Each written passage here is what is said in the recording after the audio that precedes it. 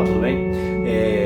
Há algum tempo já trabalhando com desenvolvimento humano, eu tenho aprendido bastante. E uma das coisas mais gratificantes de trabalhar com pessoas é quando você descobre o conteúdo tão maravilhoso que há dentro das pessoas.